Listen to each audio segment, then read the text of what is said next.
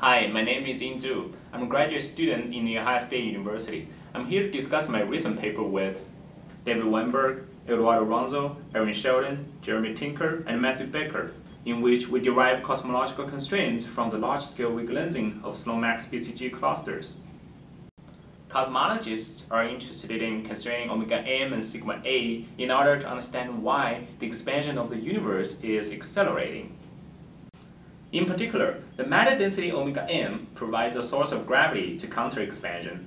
The clustering amplitude sigma a probes the growth of large-scale structures for which the lambda CDM model has testable predictions if we assume general relativity. The MaxBCG clusters are identified in the slope by looking for concentrations of galaxies that are consistent with lying on the red sequence at a given redshift.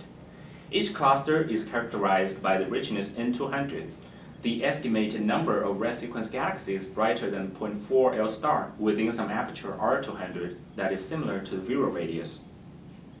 In this paper, we adopt a novel method to constrain omega m and sigma a based on the large-scale measurements of weak lensing by galaxy clusters in Sloan. Shown here are the average excess surface density profile delta sigma r versus projected separations for clusters in different richness beams measured by Shelton et al. 2009. While previous analyses have used the measurements on small scales, here we are exploiting the information on large scales between 5 and 30 H inverse mega-parsecs. In this regime, delta sigma r is proportional to the product of omega m and cluster matter correlation function cos-ICM. Let's first look at figure 1 in the paper. In the left two panels, red histograms and points with error bars are the cluster abundance and large-scale delta sigma r measurements from MaxBCG. Gray histograms and solid curves are the predictions from our best fit model. The model provides an excellent fit to the data, with the best fit mean relation between cluster richness and mass shown in the right panel.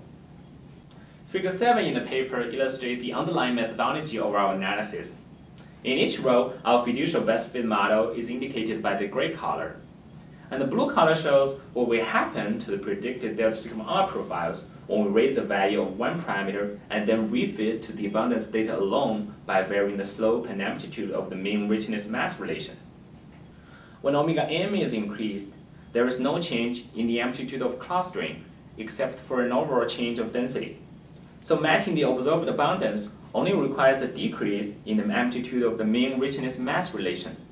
Since there is no change in the cluster bias at fixed richness, the delta sigma r profiles increase uniformly with omega m on all scales for every richness beam. When sigma 8 is increased, the abundance of dark matter halos increases, but the increase is larger at higher masses. Now to fit the observed abundance, the mean richness mass relation must tilt downward and become shallower than the fiducial relation. Since the matter correlation grows as sigma a squared, the delta sigma r profiles shift upward. However, the shift is partly compensated by a reduction in halo bias factors. And since its reduction is mass dependent, the change in delta sigma r is stronger for higher richness clusters than for low richness ones. The scatter in the richness mass relation will also affect the predicted delta sigma r signals, but the effect is much smaller compared to that of omega m and sigma 8. Figure 9 summarizes our main results. We have done numerous tests in the paper to make sure that our constraints are statistics limited. The left panel compares our constraints to the WMAP7 constraints, showing good consistency between the growth in the present-day universe and the prediction from lambda CDM plus general relativity. In other words, if we extrapolate the matter fluctuations from the CMB forward in time, assuming general relativity and a cosmological constant, we correctly predict the observed amplitude of matter correlations around galaxy clusters measured via weak lensing. The two constraints are orthogonal, so the combined analysis provides tighter constraints on omega m and sigma 8 individually. The right panel compares our results to constraints from other MaxBCG studies. We use different scales of the weak lensing measurements, and yet all the constraints are consistent with each other. Our results can be greatly improved by future analysis in the slope, and by future surveys like DS and OSST.